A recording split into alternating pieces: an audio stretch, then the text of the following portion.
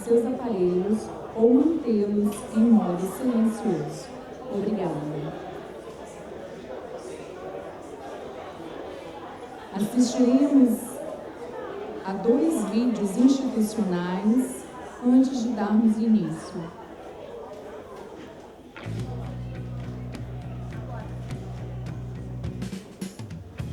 Desde a sua criação, a Universidade de Brasília é referência local e nacional como um centro de excelência em ensino e pesquisa.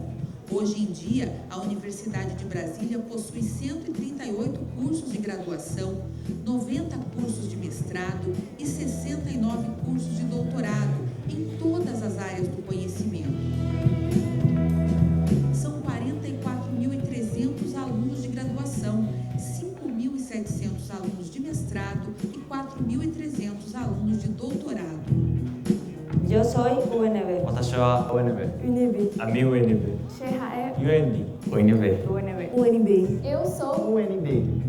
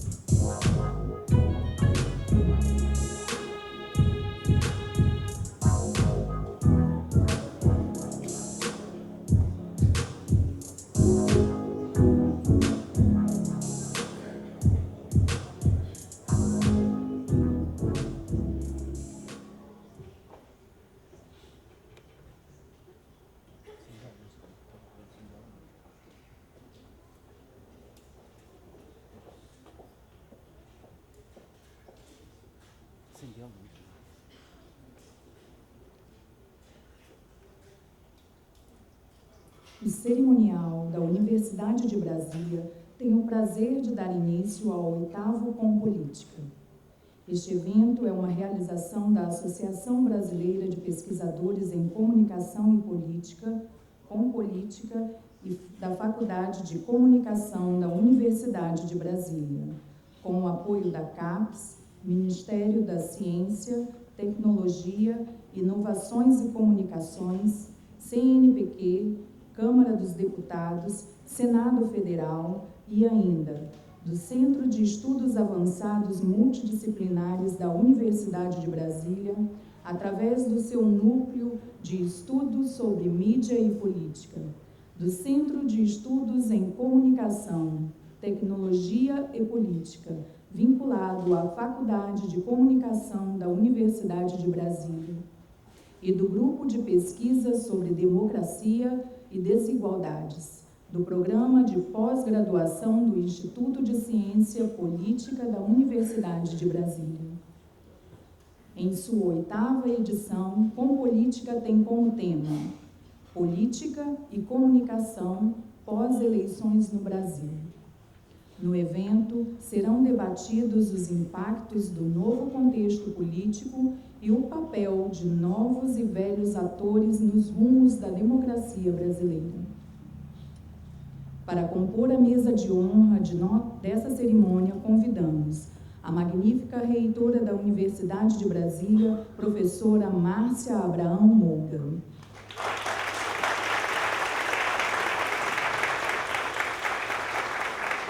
Presidente da Associação de Pesquisadores em Comunicação e Política, Com Política, professor Arthur César de Araújo Ituaçu Filho.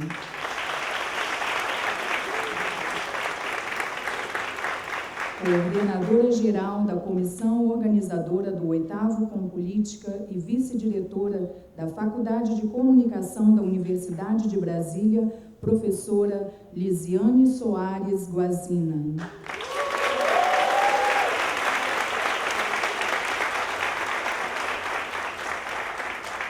Diretor da Faculdade de Comunicação da Universidade de Brasília, professor Fernando Oliveira Paulino.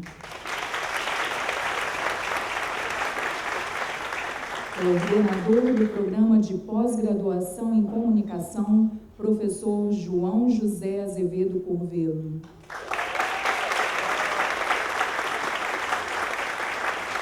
Coordenadora do Programa de Pós-Graduação em Ciência Política, professora Rebeca Abers.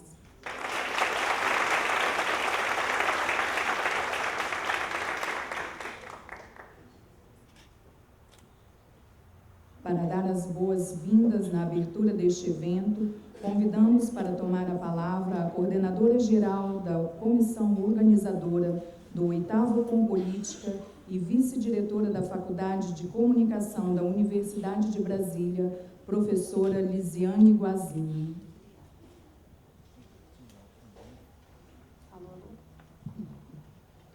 Boa noite a todas e todos. É muito simbólico no dia de hoje, né? Um dia dedicado à defesa da educação brasileira e das universidades públicas. Estejamos aqui na Universidade de Brasília, no Memorial Darcy Ribeiro, fundador dessa universidade, reunidos para a abertura desse congresso, né, do Compolítica. Realizar esse evento no dia de hoje é também um ato de afirmação da importância da pesquisa científica brasileira, né, especialmente na área de comunicação política. Em nome da comissão organizadora, eu gostaria de dar as boas-vindas a todos e todas e agradecer aos nossos apoiadores, agradecer a confiança da Compolítica, da associação, agradecer o apoio institucional da UNB, aqui representado pela nossa reitora, agradecer também à Faculdade de Comunicação, aos nossos programas de pós-graduação. Registro também um agradecimento especial aos nossos núcleos e centros de estudo e grupos de pesquisa que estão aqui conosco em parceria. O Núcleo de Estudos sobre Mídia e Política, o Centro de Estudos Avançados Multidisciplinares, o Centro de Estudos em Comunicação, Tecnologia e Política, o Grupo de Pesquisa Cultura, Mídia e Política, o Grupo de Pesquisa Democracia e Desigualdades. Por fim, um agradecimento ao apoio fundamental da CAPES do CNPq, da Câmara dos Deputados, do Senado Federal, aos estudantes de graduação e pós-graduação que estão aqui conosco, que realizaram esse evento, e a todos e todas vocês que estão aqui conosco no dia de hoje. Muito obrigada, um bom congresso.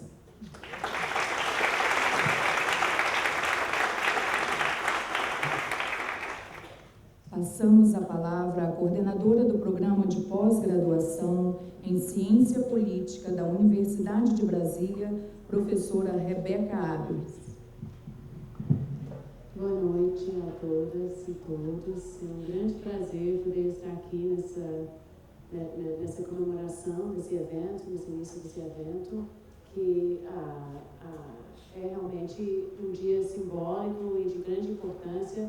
Tenho muito orgulho que o programa de pós-graduação, historicamente, participa dessa associação há muito tempo, que agora pode ter a oportunidade de ajudar a fazer esse evento, aumentando ainda mais a nossa participação da associação. Temos certeza que continuará sendo um espaço muito importante de reflexão crítica sobre a política e sobre a relação entre comunicação e política, que parece cada vez mais não somente um assunto intelectualmente importante, mas quase que um ato de resistência. Então, dou parabéns para todo mundo de estarmos aqui, continuando, estudando, compreendendo, explicando, criticando nosso processo político em todos os seus aspectos. Bons trabalhos para todo mundo durante esses dias.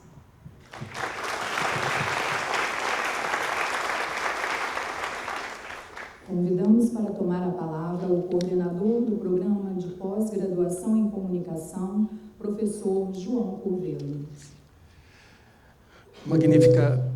Magnífica reitora, professora Márcia Abraão, em nome de quem eu cumprimento todos os colegas da mesa, cumprimento também a todas e a todos, agradecendo imensamente a confiança de todos, a confiança da Compolítica na capacidade do nosso programa e do Programa de Ciência Política também em acolher tão importante evento.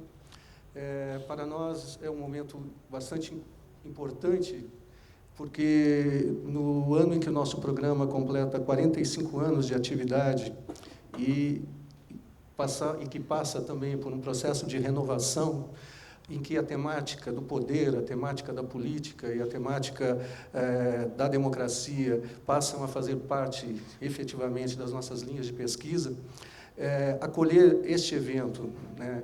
E acolher este evento neste momento, né? Esse momento difícil, mas, ao mesmo tempo, um momento histórico, um momento que aqueles que hoje, né, experimentaram, viveram e sentiram a força das ruas, né, sabem muito bem o poder que a nossa ação tem para a restituição e a reconstituição da nossa democracia nos termos que nós sonhamos e desejamos.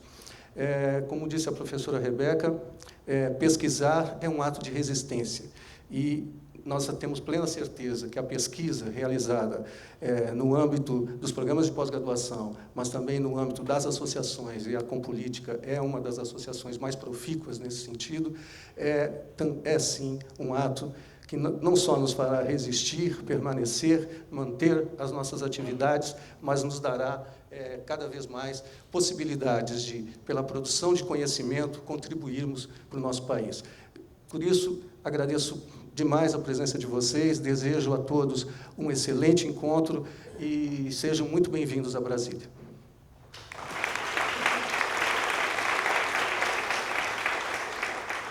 Com a palavra, o diretor da Faculdade de Comunicação da Universidade de Brasília, professor Fernando Paulino.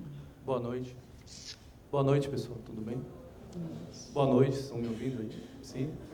Tá. Pedi licença para fazer a leitura aqui do texto, para também me ater ao tempo que foi concedido. Queria, inicialmente, agradecer, a partir do Arthur, a diretoria da Associação Brasileira de Pesquisadores em Comunicação e Política por essa oportunidade de a Universidade de Brasília, especialmente a Faculdade de Comunicação, sediar o congresso deste ano.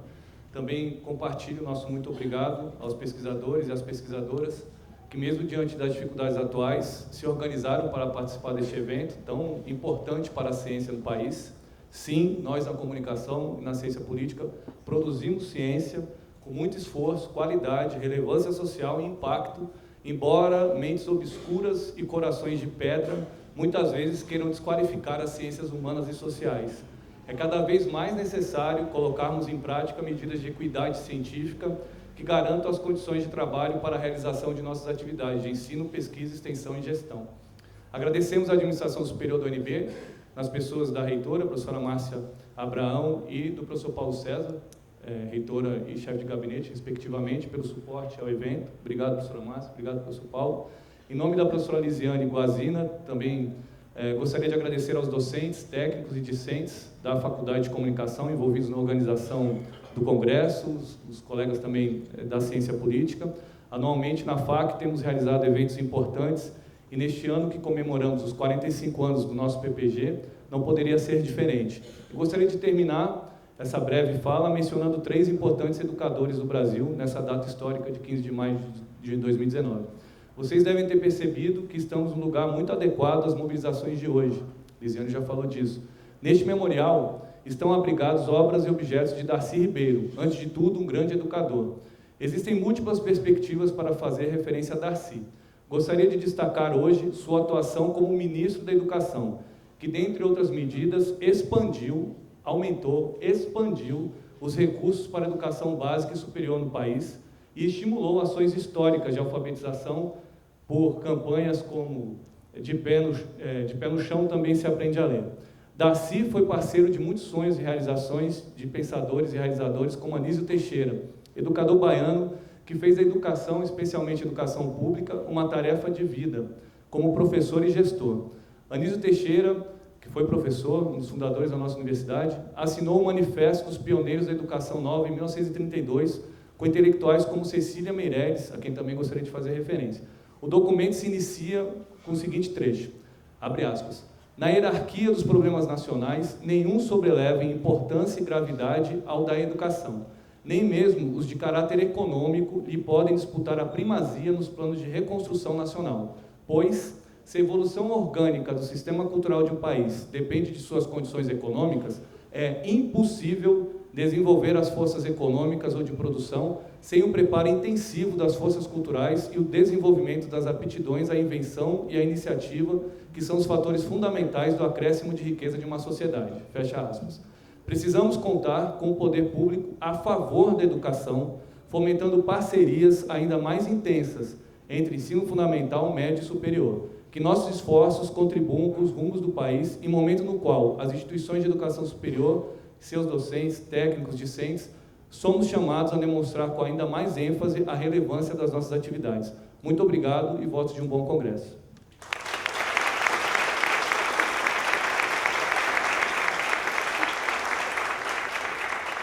Conduzimos a palavra ao presidente da Associação de Pesquisadores em Comunicação e Política, com Política, professor Arthur Ituaçu.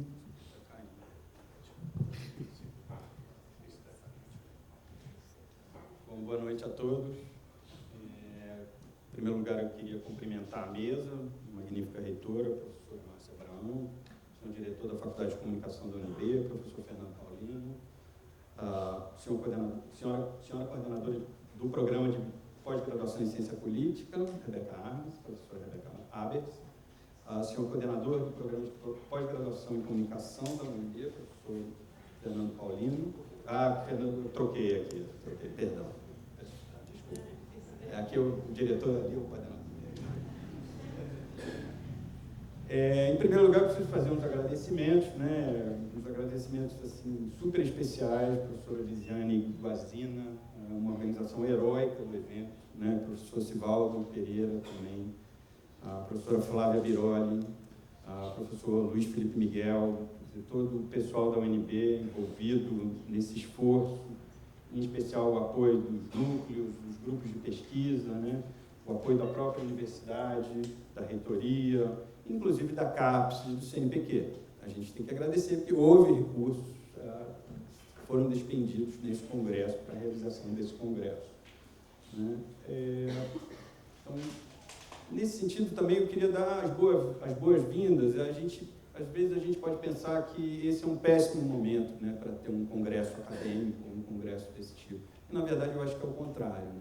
Dentro da realidade que a gente vive, esse é o melhor momento que a gente pode ter para ter um congresso desse tipo. Esse é um momento de oportunidade para a gente discutir, tentando entender tudo isso que está acontecendo e mais, pensando em formas de atuação sobre tudo isso que está acontecendo. Então, na verdade, eu sinto como se esse congresso fosse uma grande oportunidade, não só para a associação, mas para todos nós que estamos aqui. E aí é com esse espírito que eu dou boas-vindas e desejo bons trabalhos a todos nós nesses 2 dias que vem pela frente. Obrigado.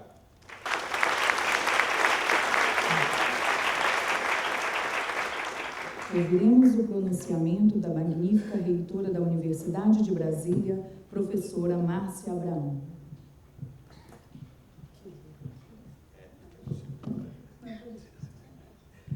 Boa noite. Eu acho que eu vou falar daquele ali, porque eu me escondo aqui, Boa noite. Primeiro, sejam muito bem-vindos à Universidade de Brasília, a Brasília e a Universidade.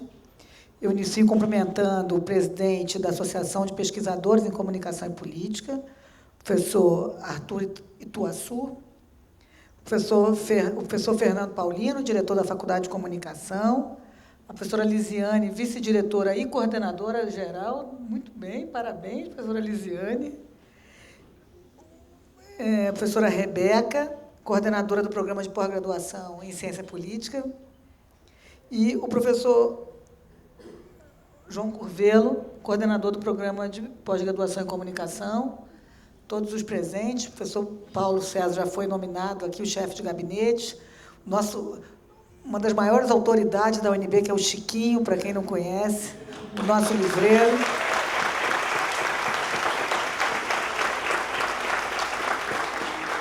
Conhecido internacionalmente e é um patrimônio da UNB. Então, é um prazer enorme recebê-los na Universidade de Brasília, e, como já foi falado, neste espaço, que é um espaço inspirador para todos nós, do nosso fundador. Hoje é particularmente um dia interessante para vocês, da comunicação política, Vocês devem ter trabalhado o dia inteiro, né, analisado o que aconteceu, o que está acontecendo. E eu sou geóloga, então não tenho a mínima capacidade de analisar, mas nós dependemos muito, cada vez mais, do trabalho de vocês. E o tema também do Congresso é muito interessante, né? Quer dizer, a comunicação pós-eleições. Então, é muito importante que vocês nos expliquem esta nova forma de comunicação. Nós de sociedade, estamos ávidos para entender essa nova forma de comunicação mundial, né? Não só nacional, mas mundial. O que vai ser daqui para frente, né? Nós cada vez vamos ler menos, cada vez vamos só ficar pensando em alguns caracteres. Quantos caracteres são os caracteres importantes para passar uma informação? Eu acho que esse aí é um debate interessante que vocês certamente vão ter aqui, né? Como vai ser a comunicação política daqui para frente, né? Não vai ter mais papel, o texto, uma página já é muito, não é? E tudo isso influencia muito a sociedade e nós aqui no Brasil estamos passando por isso. Então, eu fico muito feliz de ver o Instituto de Ciência Política e a Faculdade de Comunicação, né, e todas as pessoas que trabalham nessa área, o CEAM. E a ciência tem que ser mesmo cada vez mais interdisciplinar e multidisciplinar. Neste momento que nós vivemos, né, nessa discussão se cortou 3%, 30%, 40%, né? E a guerra de números, a guerra de comunicação, a guerra de versões, como nós levamos para a sociedade a importância da educação, a importância da pesquisa, a importância da ciência. Estamos sendo vencidos por uma comunicação que leva para a sociedade a informação de que a universidade não é o local melhor para levar os filhos. Como é que nós vamos lidar com isso daqui para frente, né? Estamos mesmo com salários superavitários, digamos assim, que é a informação que se passa, né? Temos mesmo muitas gorduras, muito desperdício nas universidades. Então, este é o momento que nós estamos vivendo e que cada dia nós temos que comprovar para o nosso vizinho, para o nosso parente, para o nosso amigo, que sim, a universidade é importante, né? Temos que ficar reafirmando a importância da ciência, a importância da pesquisa. Cada dia, quem lê o Diário Oficial tem uma novidade. Para quem ainda não sabe a novidade de hoje, né, nós temos um decreto que retira dos reitores o poder de nomear pró-reitores, diretores. Esta é a novidade do dia. Não sabemos qual vai ser a novidade de amanhã. Então, essa é a situação que vocês encontram no momento para deste congresso. Então, é um momento de oportunidade, com certeza, não é? Precisamos, sim, entender como se dá a comunicação nestes tempos e que vocês nos ajudem a fortalecer a pesquisa deste país, a ciência desse país e a educação deste país. A Universidade de Brasília é protagonista e, talvez, por isso também nós somos muitas vezes os primeiros a sofrer as consequências desse protagonismo. Continuaremos atuantes, continuaremos dando apoio para este e todos os eventos que se debatam as políticas públicas deste país. Desejo um excelente evento para vocês, desejo muitas felicidades e que gostem da nossa cidade, que gostem da nossa universidade. Obrigada.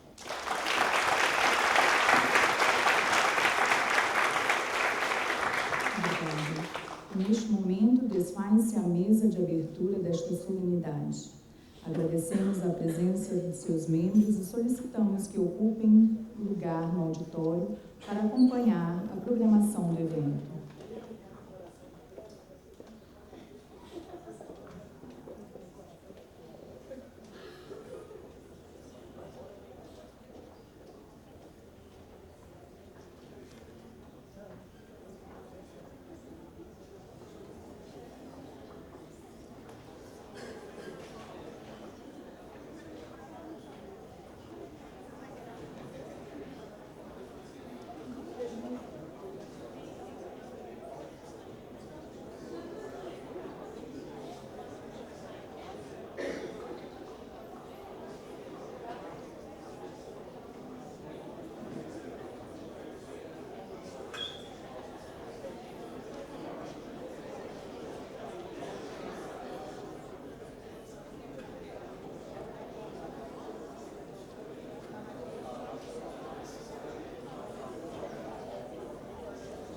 Teremos agora a entrega do Prêmio Com Política de Artigos de Conjuntura.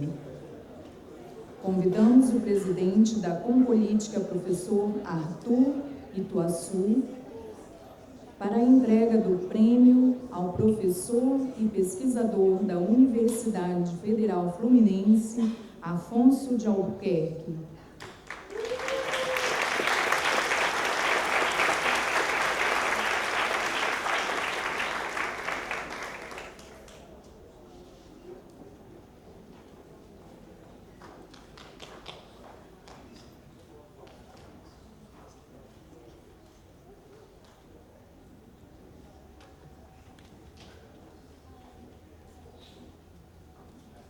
Convidamos também a vice-presidente da Compolítica, professora Danila Gentil Cal, para a entrega do certificado do 5º Prêmio Compolítica e Dissertações.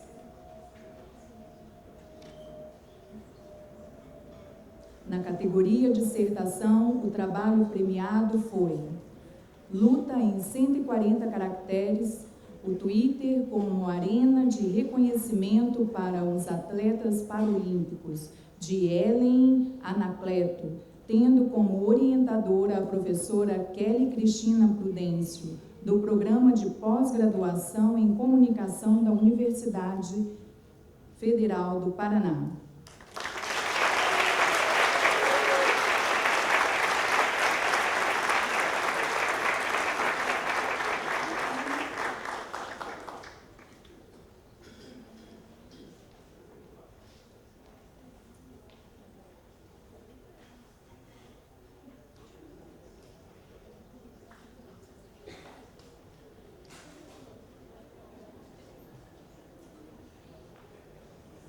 Convidamos o secretário da Compolítica, o professor Luiz Augusto Campos, para entregar o certificado do 5º Prêmio Compolítica de Teses.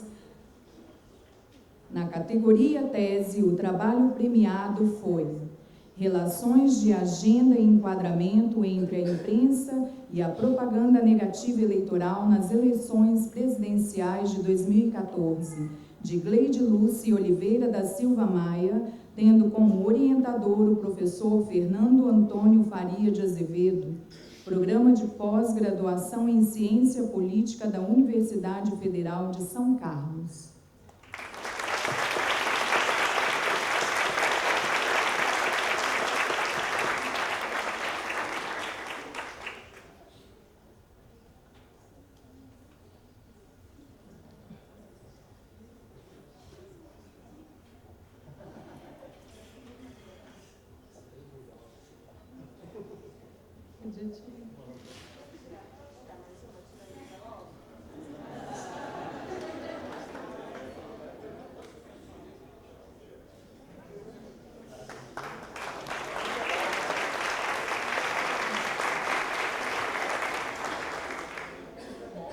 Para coordenar as atividades do painel de abertura, convidamos para compor a mesa o presidente da Compolítica, professor da Pontifícia Universidade Católica do Rio de Janeiro, Arthur Ituaçu.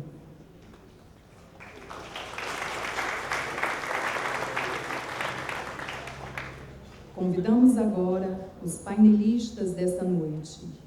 Professora do Instituto de Ciência Política da Universidade de Brasília, Flávia Biroli.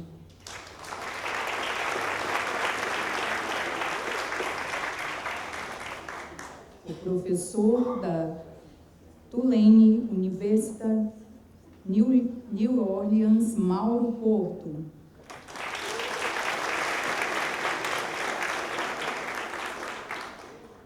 O professor da Universidade Federal da Bahia, Wilson Gomes.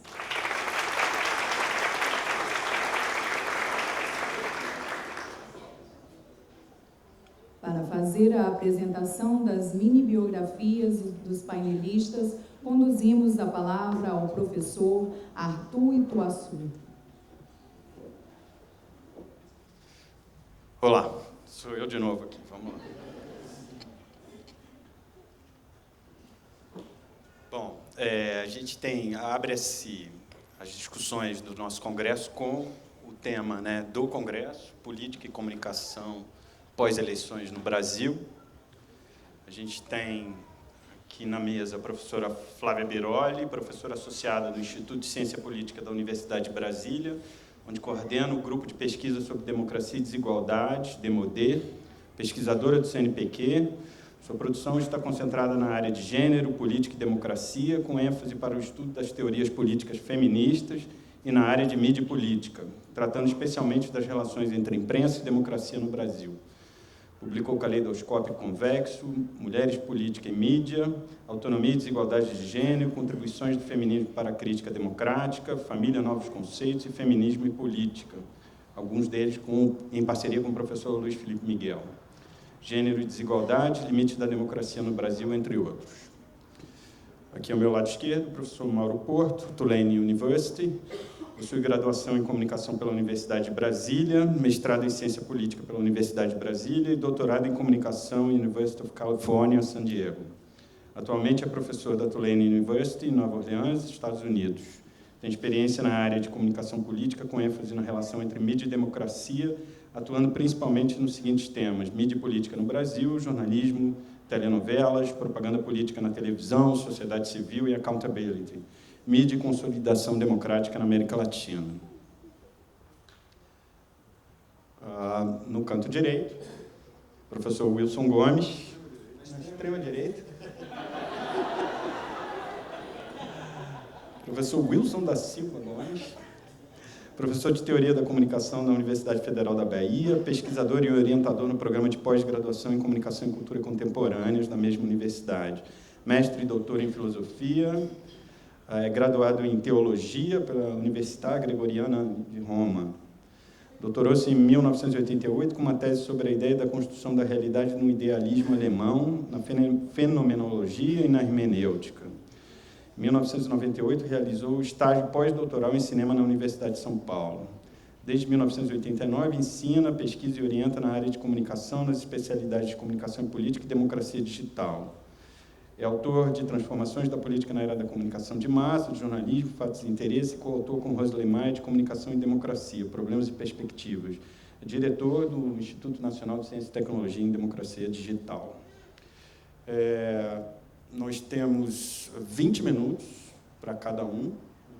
Tem uma recomendação que eu vou ser rigoroso, né? Eu e Lisiane seremos rigorosos com esse tema, com esse tempo, e depois abrimos para a discussão com o público. Flávia. Boa noite a todas e a todos. É um prazer estar aqui com vocês hoje e com os meus companheiros de mesa também. Gostaria de começar agradecendo ao professor Arthur, à professora Lisiane, pela organização do evento e por essa oportunidade de estar aqui com vocês. Eu vou procurar me ater ao que eu organizei para falar, porque como o Arthur já avisou que vai ser cruel com o tempo, eu vou... a minha fala está muito ligada à pesquisa que faço nesse momento, que é sobre a reação conservadora à agenda da igualdade de gênero e da diversidade sexual em diferentes países da América Latina. Então, eu faço uma reflexão e trago para vocês, inclusive, uma série de questões nas quais estou pensando neste momento, que estão em curso do ponto de vista dos desafios que oferecem à pesquisa, né? Minha fala é composta por três sessões, três partes. A primeira é sobre a crise das democracias e alguns diagnósticos dessa crise hoje. A segunda é sobre a reação conservadora à agenda de gênero e o discurso feminista. E a terceira é sobre neoliberalismo e conservadorismos, quando economistas de Chicago, yuppies e conservadores religiosos se encontram. Espero chegar a ela para poder contar um pouco sobre esse encontro. Desde o início dos anos 2000, as noções de desdemocratização, pós-democracia, restrição das democracias a partir de dentro, e mesmo a metáfora da morte das democracias, passaram a fazer parte dos diagnósticos da crise. Não que antes não se discutisse os problemas e os limites da democracia. Pelo contrário, abordagens teóricas e que tiveram peso no debate acadêmico e no debate público partiam justamente desses limites para apresentar diferentes diagnósticos. Um exemplo toca diretamente meu tema principal de pesquisa, os obstáculos à igualdade de gênero. Ao longo da segunda metade do século XX, aqui trago isso só como um exemplo mesmo, a compreensão da subrepresentação feminina na política se deslocou do comportamento das mulheres para o funcionamento seletivo das democracias existentes, expondo os limites da igual cidadania política. Foi assim que se passou a adjetivar as democracias como masculinas. Foi assim também que emergiram novas políticas afirmativas no ciclo de políticas de cotas aberto, com a aprovação da legislação argentina de 1991. Há, no entanto, e é esse que é meu ponto aqui, diferenças importantes entre a crítica aos limites das democracias eleitorais, que ganhou força no debate teórico a partir dos anos 70, e as atuais hipóteses sobre a desdemocratização. É arriscado produzir uma síntese de um campo, o dos estudos da democracia, que foi e é marcado por diferenças e disputas quanto ao próprio sentido da democracia e aos requisitos básicos necessários para se definir um regime como democrático. Mas, assumindo esse risco, e para chegar ao meu ponto, eu diria que as críticas das últimas décadas do século XX, mesmo quando voltadas para a análise de democracias frágeis, como as latino-americanas, nutriram-se em alguma medida do ambiente em que emergiu a hipótese famosa de Francis Fukuyama de que a democracia liberal era e continuaria a ser o único jogo válido, the only game in town. É algo compreensível diante do aumento, naquele período, do número de países nos quais democracias eleitorais se estabeleceram. Segundo o estudo de Philip Schmitter, citado por Colin Crouch, esse número passou de 147 em 88 para 191 em 95, ou, operando com definições um pouco mais exigentes, de 65 em 88 para 88 em 99. Os processos de liberalização dos regimes na América do Sul, na Europa Mediterrânea e no leste europeu contribuíram para esses números, mas também para a atmosfera que fez com que a hipótese de Fukuyama extrapolasse em alguma medida os círculos liberais e fosse assumida também por aqueles que mobilizavam visões mais exigentes da democracia em suas críticas. O giro da literatura de que trato aqui, a partir do início dos anos 2000, se desloca da crítica anterior à insuficiência dos processos de liberalização e dos regimes democráticos que assim se estabeleceram, para o diagnóstico do enfraquecimento das democracias e da perda de legitimidade da democracia liberal, que deixaria gradativamente de ser percebida como o menos pior entre os regimes políticos. O que se passa de acordo com essa literatura, então, que deu esse giro, né? Eu vou trazer alguns dos elementos que compõem essa literatura. Um primeiro que a atravessa: as democracias estão sendo limitadas e restritas a partir de dentro. A dinâmica que leva a seu enfraquecimento e transformação não depende de rupturas como aquelas que instauraram as ditaduras na América do Sul nos anos 60 e 70. Portanto, a oposição entre regimes democráticos e autoritários não oferece recursos suficientes para análise do que se passa hoje. Um outro elemento: a crescente concentração de poder econômico e a lógica de operação do capitalismo financeirizado têm minado o caráter público das democracias, assim como a capacidade política e administrativa dos Estados nacionais. Eu faria referência a Nancy Fraser e a Colin Crouch. Um outro aspecto: o esgarçamento da dimensão pública da política coloca em risco a própria noção de coletividade. A lógica econômica pautada na competição, característica da racionalidade neoliberal, constituiria os sujeitos, enfraquecendo os vínculos e restringindo até mesmo a imaginação política. Minha referência nesse caso é a Wendy Brown. Outro elemento: não estaríamos, justamente por isso, por tratar-se de um novo tipo de racionalidade, diante de uma ideologia, mas de um novo regime de evidências, para citar uma expressão de Dardot e Laval. As desigualdades, então, se tornariam o normal e, o que é mais relevante, o normativo, segundo Wendy Brown, nessas democracias transformadas. É algo que vai além da compreensão de que o ideal democrático igualitário é conflitivo com o liberalismo, que tem como valor principal de referência a liberdade individual. Também vai além de constatações como as de Charles Tilly, de que as desigualdades colocam em risco as democracias. Estamos diante de regimes políticos e regimes de evidência que naturalizam as desigualdades e operam no sentido de restringir alternativas e utopias igualitárias. E é por isso, parece-me, que elegem como inimigos os atores coletivos que as representam, as esquerdas, as agendas de direitos humanos, marxismos, movimentos negros, movimentos feministas, e também a produção de conhecimento, porque essa desnaturaliza o mundo tal qual é vivenciado. Feito esse apanhado desse debate sobre desdemocratização muito rápido, eu passo ao segundo ponto, que é o da reação conservadora à agenda de gênero, e o discurso familista. Que lugar essa reação tem nesse processo de desdemocratização? Nas abordagens de que falei muito brevemente, há uma conexão entre as formas atuais de concentração de poder econômico, o esvaziamento da dimensão pública da política e o neoliberalismo com a financiarização da economia global. Não tenho como tratar disso aqui, mas a curva ascendente de concentração da renda em todo o mundo desde os anos 80, que teve como exceção a América Latina do início dos anos 2000 até mais ou menos 2012, tem como sua contraparte política o controle das democracias por elites e grandes corporações, com a seta voltada novamente para padrões característicos de períodos pré-democráticos, se olhamos para os países do norte, essa é uma citação de novo de Colin Crouch. Por aqui, no mundo aldeia, para tomar a noção de Rita Segato, o colonialismo promoveu elites locais a posições de mando e os padrões de expropriação tornaram a orientação da seta em direção à democratização do Estado algo ainda mais raro historicamente.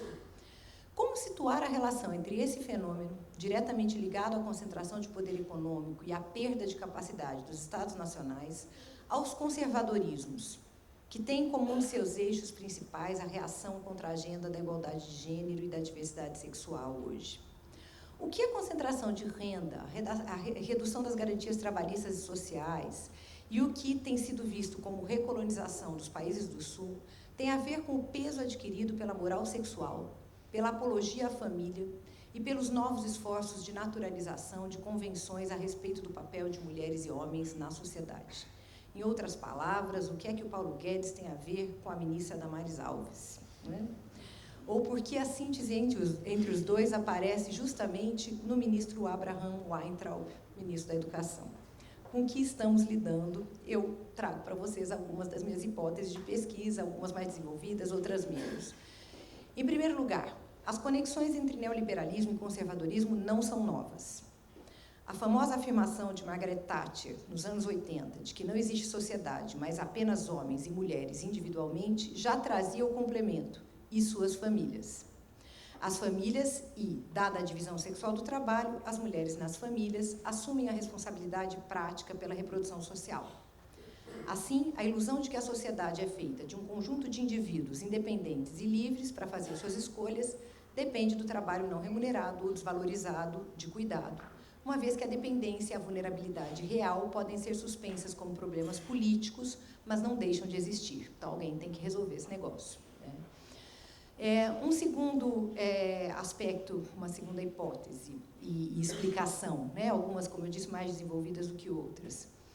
Apesar disso que eu dizia, de conservadorismo e neoliberalismo estarem juntos lá desde os princípios, por décadas, os efeitos reais das políticas neoliberais, que, sobrepostos aos padrões convencionais da divisão sexual do trabalho, acentuam as disparidades entre os salários de mulheres e homens e restringem a possibilidade de participação das mulheres na vida pública, conviveram com a incorporação de perspectivas de gênero por organismos internacionais, e não falo apenas do sistema ONU, mas do Banco Mundial, fortalecendo a atuação dos movimentos feministas e LGBT no contexto nacional, estimulando e mesmo vinculando os Estados nacionais a políticas para a igualdade e para o reconhecimento da diversidade, que hoje estão em xeque.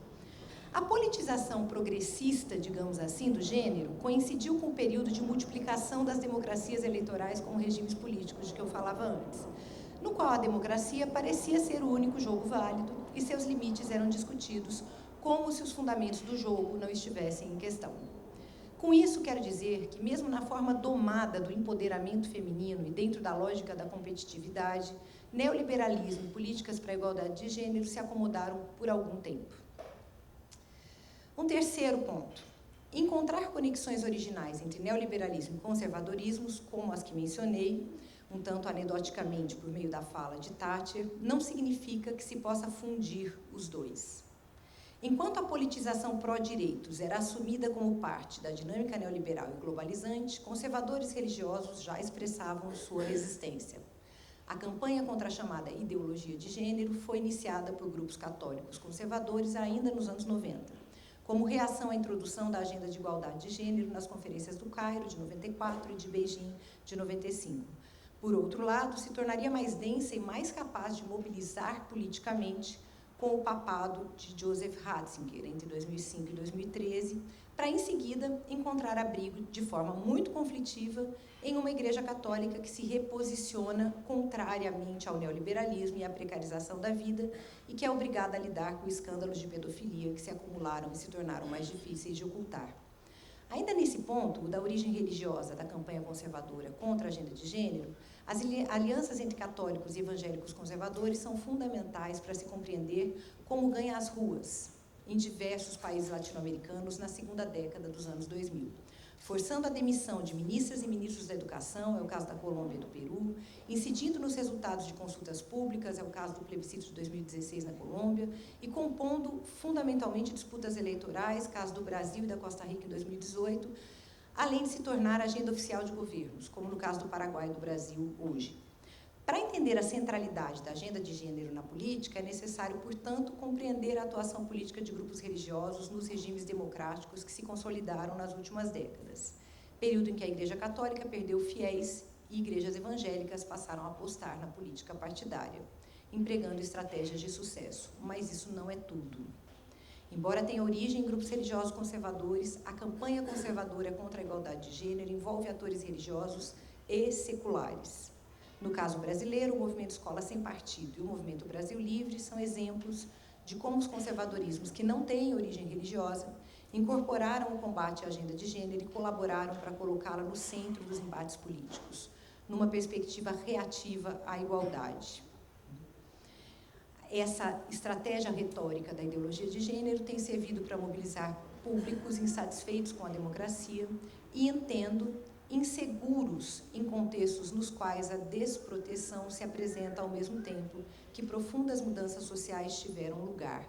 Com isso, eu passo a minha parte final. Parece que vai dar tempo de eu falar muito brevemente do encontro entre os economistas de Chicago e os conservadores religiosos, assim como os IUPs, mas vou falar menos deles.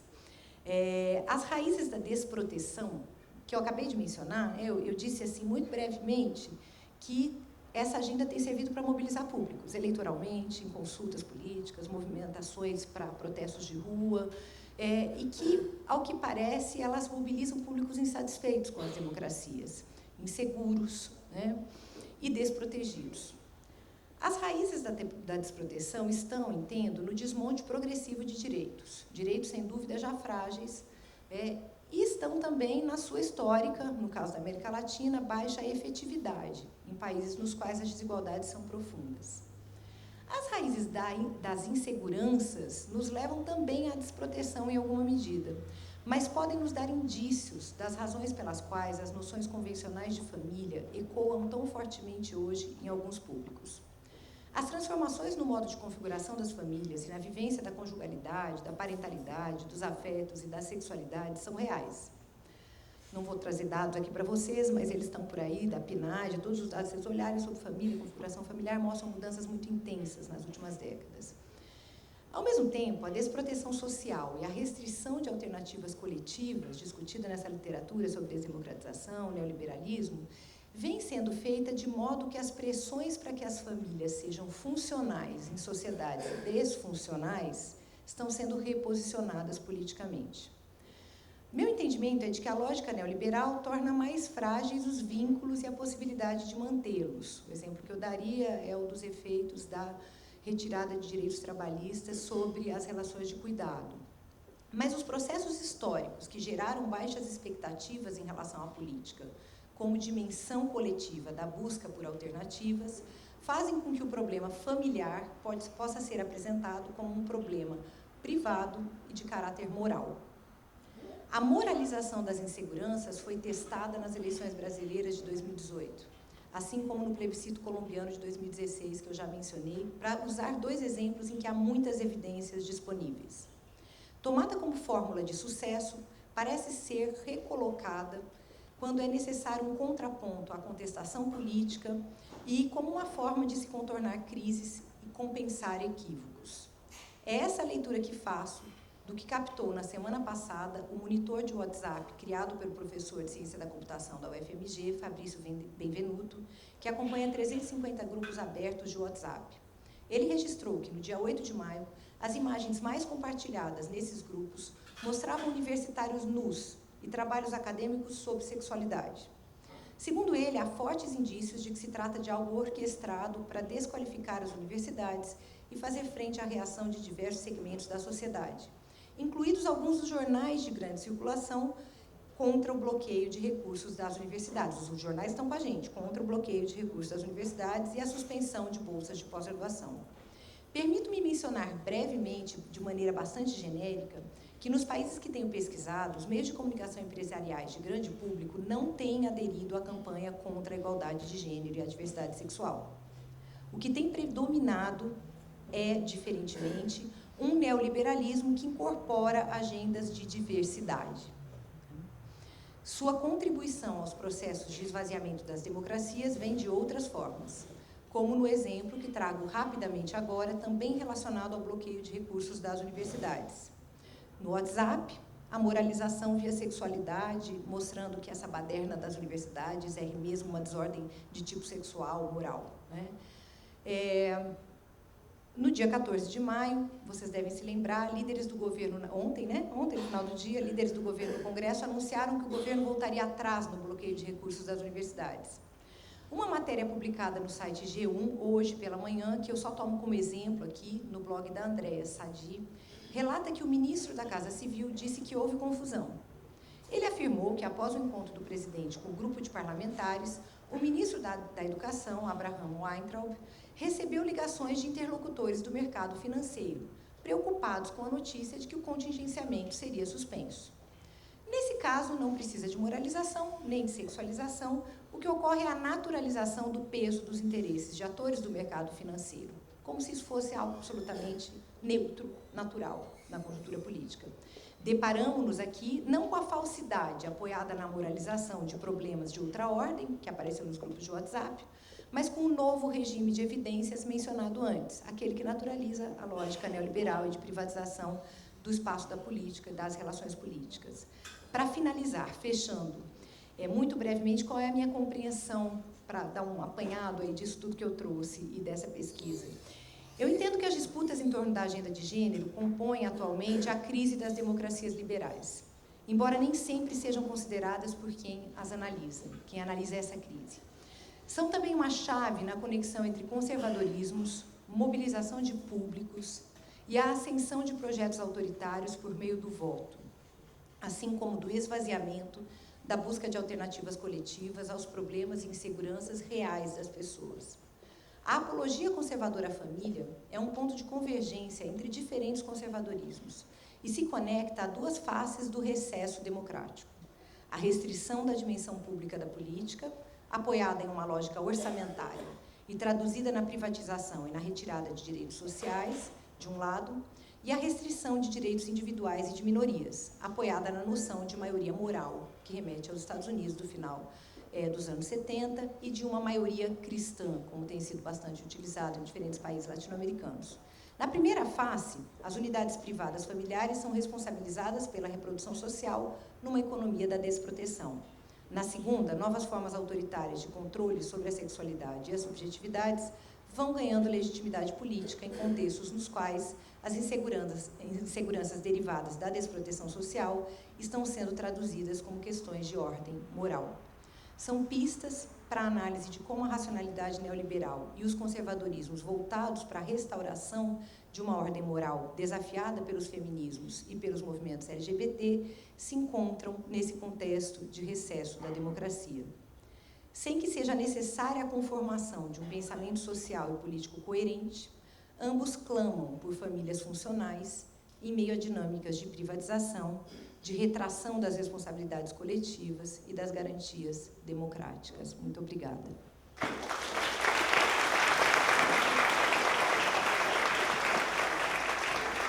Muito obrigado, Flávia. Bem dentro do tempo. Muito obrigado. Passo a palavra agora ao professor Mauro Porto. Obrigado, Arthur. Obrigado à diretoria da Compolítica. Obrigado, Lisiane, pelo convite. É sempre um enorme prazer participar dos encontros da associação, que é um dos exemplos de maior sucesso que eu conheço de associação de pesquisa acadêmica. É sempre um prazer participar. Então, também, considerando os limites de tempo, vou passar direto ao tema. E o que eu propus aqui para essa mesa, diante do tema geral, foi levantar a questão sobre onde está a classe social e polarização na pesquisa em comunicação política. Lições de 2018 e perspectivas futuras. Ao lançar meu olhar sobre a eleição presidencial de 2018 e sobre as perspectivas futuras para a comunicação política, busco aqui refletir sobre os sucessos, fracassos e perspectivas da pesquisa em comunicação política. E gostaria de começar com um tom de provocação, afirmando: a teoria democrática morreu, a comunicação política morreu, e eu mesmo não ando me sentindo muito bem. Estou parafraseando aqui o escritor Eugênio Ionesco, dramaturgo, fundador do Teatro do Absurdo, que uma certa vez afirmou que Deus morreu, Marx morreu e eu mesmo não ando me sentindo bem.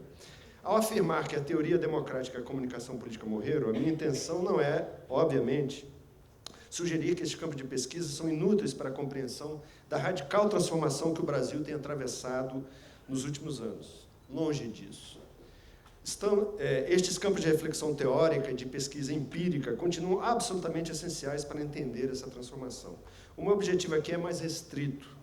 Apresento algumas provocações com o objetivo de refletir sobre as razões que nos impediram de prever ou mesmo de analisar de forma apropriada a ascensão da extrema-direita e o processo de desdemocratização que o Brasil atravessa, pelo menos desde 2013, incluindo a questão do papel dos meios de comunicação. A minha provocação está desprovida de arrogância intelectual, tão comum entre nós acadêmicos. Afinal, não foram só a teoria democrática e a comunicação política que morreram. Eu também não ando me sentindo muito bem. Ou seja, a minha crítica, antes de tudo, uma autocrítica. Sou tão responsável por certos fracassos analíticos quanto outros pesquisadores que têm se debruçado sobre temas semelhantes. Não vou me estender muito aqui na discussão sobre o primeiro falecido, a teoria democrática. Sobre este rótulo abrangente e simplista, incluo aqui tanto os aportes minimalistas, dominantes na ciência política do mundo anglo-saxônico, como os aportes das teorias participativas e deliberativas, centradas na sociedade civil e na esfera pública, dominantes no campo da teoria crítica. Basta aqui dizer que, de modo geral, elas não tiveram sucesso em prever os retrocessos autoritários recentes ou em analisá-los de forma apropriada. De um lado, temos cientistas políticos insistindo que as instituições estão funcionando, em um sinal claro de ativismo político, de desconsideração de marcos legais e constitucionais por parte de instituições políticas e judiciais, que minam a sua credibilidade e a sua legitimidade. O impeachment da presidente Dilma Rousseff é, obviamente, marco dessa decomposição institucional. Por outro lado, mesmo quando reconhecem os retrocessos autoritários e buscam explicá-los, os teóricos minimalistas da democracia fracassam de forma flagrante. Um exemplo é o celebrado livro Como as Democracias Morrem, dos cientistas políticos de Harvard, Steven Levinsky e Daniel Ziblatt. Os autores buscam analisar como líderes autocratas e populistas conseguem minar as instituições democráticas. Para os autores, uma variável importante é o modo como estadistas veteranos e moderados permitem essas lideranças autocratas a destruição paulatina das normas e instituições da democracia liberal. O argumento dos autores tem inúmeras deficiências, entre elas, uma leitura bastante superficial do fenômeno do populismo. Basta aqui lembrar que os autores apresentam uma equivalência extremamente problemática entre Hitler e Getúlio Vargas, equiparados como autocratas. Mas uma falha fundamental do esquema analítico dos autores é a quase completa ausência do contexto histórico. Pouco aprendemos sobre as conjunturas políticas e sociais que antecedem a ascensão de líderes autocráticos ou populistas e que são essenciais para entender as suas raízes e seus significados. Um primeiro exemplo: após o final da Primeira Guerra, o economista John Maynard Keynes alertou que a humilhante imposição de elevadas instituições financeiras a serem pagas pela Alemanha aos países vencedores, tal como estabelecido no Tratado de Versalhes, teria efeitos devastadores para a Europa. Em 1921, o valor total dessas reparações pagas pela Alemanha foi estimado em 132 bilhões de marcos, uma quantia que em 2018 seria equivalente a 442 bilhões de dólares. Keynes insistiu que essas instituições inviabilizariam a recuperação política e econômica da Alemanha, gerando um enorme ressentimento e comprometendo de forma clara qualquer perspectiva para o futuro próspero e estável para a comunidade dos países europeus. Hitler não existiria, pelo menos da mesma forma, se não fossem as políticas desastrosas dos agentes políticos chamados por Levinsky e Ziblatt de estadistas veteranos e moderados. Foram estas políticas que criaram as condições para a ascensão do nazismo. Ou seja, as elites políticas tradicionais tiveram um papel político ativo e não apenas passivo no estabelecimento do contexto histórico, que é fundamental para explicar o colapso das democracias europeias no período entre guerras. Um segundo exemplo, entre muitos possíveis, é o da própria Venezuela. Para Levinsky e Ziblatt, Hugo Chávez é apenas um outro exemplo de líder autocrata que minou paulatinamente a autonomia e o funcionamento das instituições democráticas. Segundo os autores, a ascensão do populista Chávez se deve ao fato, de novo, de que estadistas veteranos e moderados subestimaram suas tendências autoritárias e não organizaram uma frente única em oposição a ele. Trata-se de um esquema analítico extremamente frágil. Ele não considera o fato de que a democracia estabelecida pelo Acordo de Punto Firro nos anos 50 e que entra em profundo colapso na década de 90, era um regime político extremamente restrito, baseado em um sistema clientelista e corrupto de rotação no poder de 2 partidos políticos que excluíam a maior parte dos venezuelanos. Não tenho pretensões, a partir das minhas limitadas competências de tempo disponível, de fazer um balanço sobre os problemas da teoria democrática em seus enfoques participativos e deliberativos. Mas lanço também uma provocação de que elas também não estão se sentindo muito bem. Ou seja, também elas tiveram dificuldade de prever ou mesmo de analisar de forma apropriada a ascensão da extrema-direita e dos processos de desdemocratização de que a Flávia também comentou.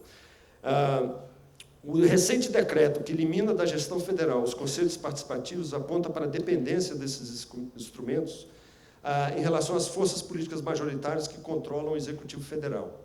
Todavia, mesmo antes da ascensão da extrema-direita, em condições muito mais favoráveis, o potencial democrático das instituições participativas não foi plenamente explorado pela maioria política liderada pelos partidos trabalhadores. Tema para outra discussão.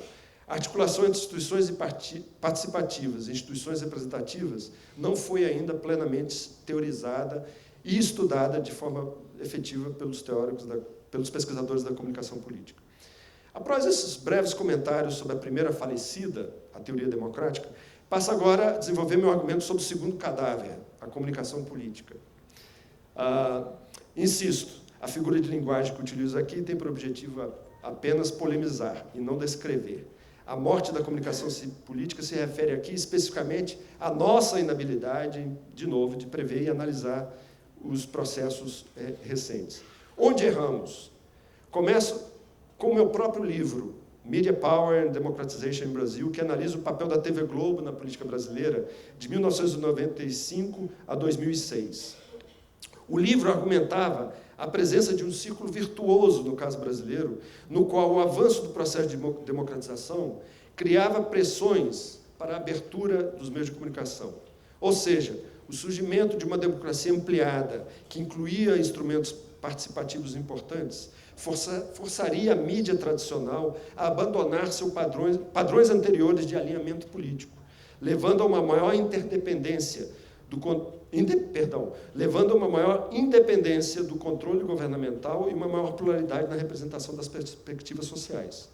Do ponto de vista empírico, a teoria se sustenta de forma bastante efetiva entre 1995 e 2002, quando o jornalismo da Globo passa por um processo importante de renovação, ainda pouco estudado.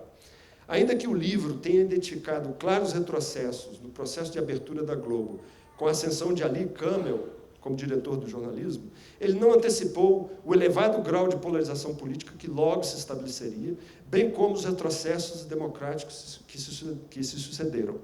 Por exemplo, não antecipei a possibilidade dos próprios meios de comunicação tradicionais se tomarem partido de forma decisiva nos novos processos de polarização.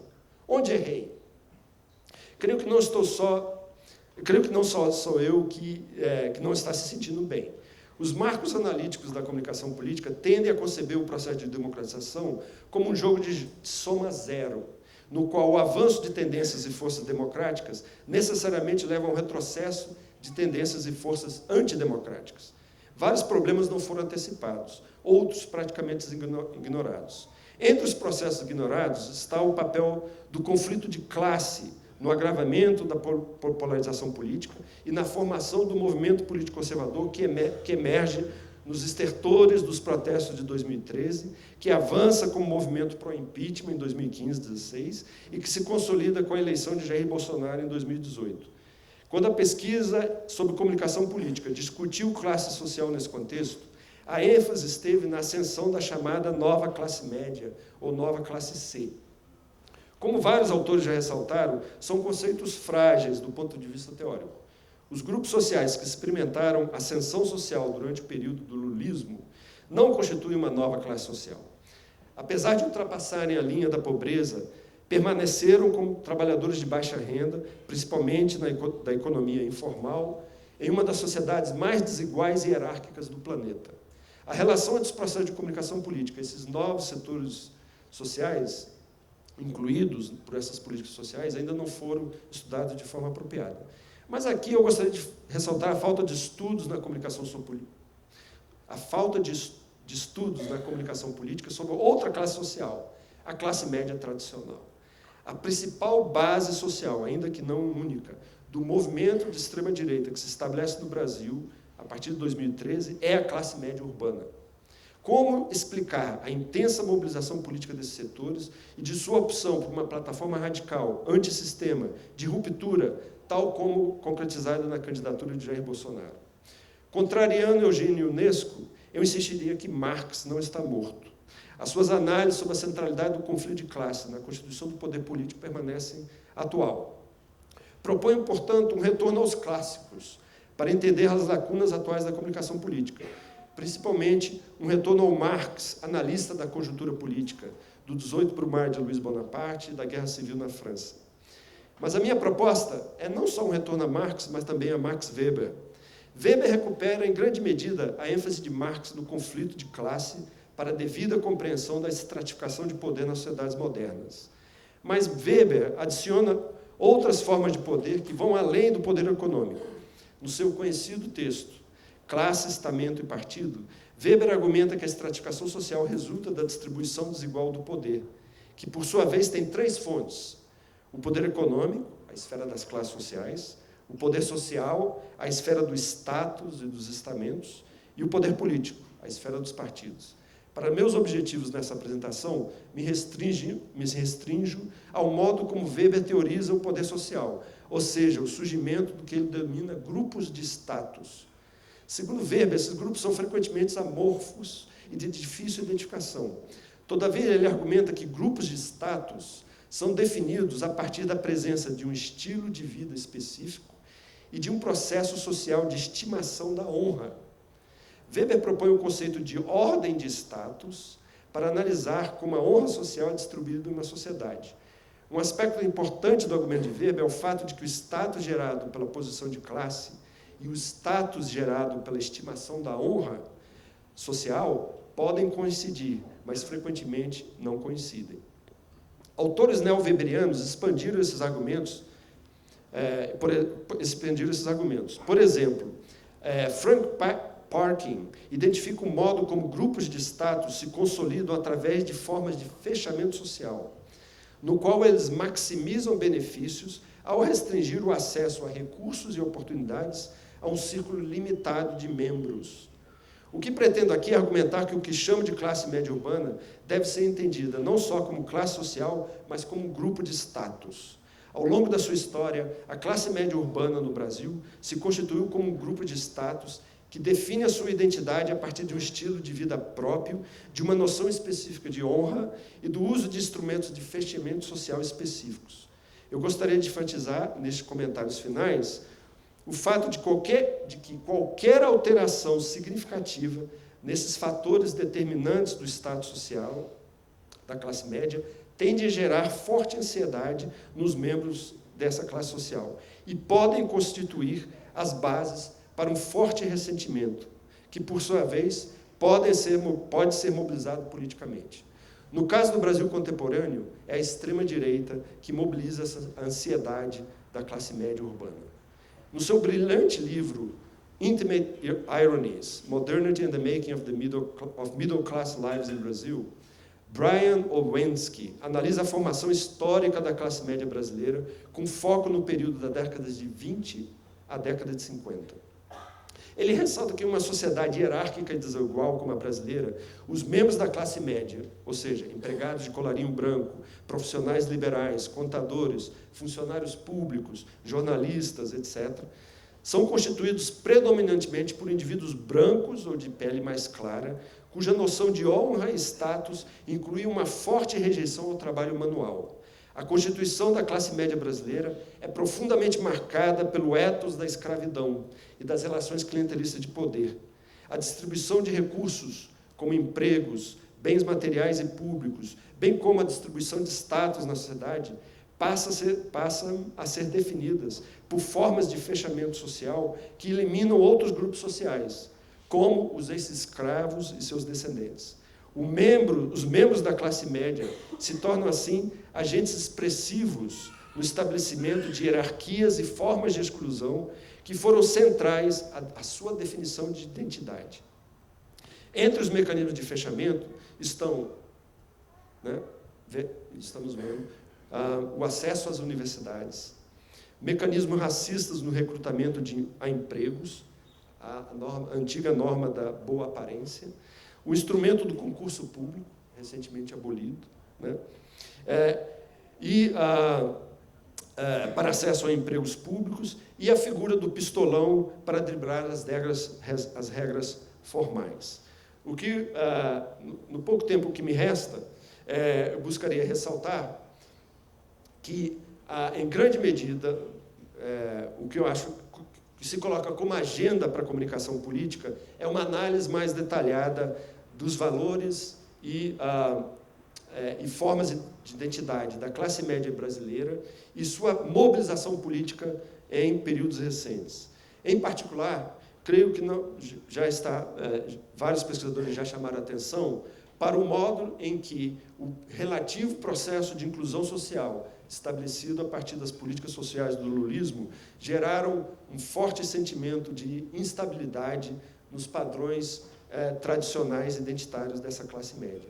A noção de que aeroportos se parecem com rodoviárias, a noção de que os espaços tradicionalmente monopolizados por essa classe média branca e elitista haviam sido invadidas pelo outro, geraram um forte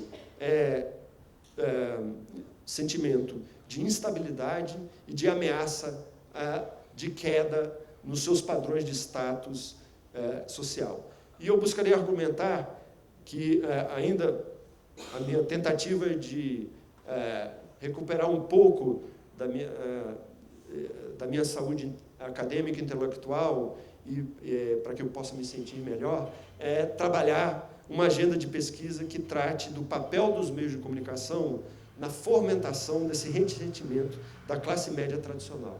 Ao analisar programas de televisão e da cobertura jornalística do processo de inclusão ocorrido no Brasil na no período do lulismo, busco ressaltar a forma com que a ascensão dos setores de baixa renda, de afrodescendentes, que passaram a consumir produtos e ocupar espaços até então monopolizados pela classe média,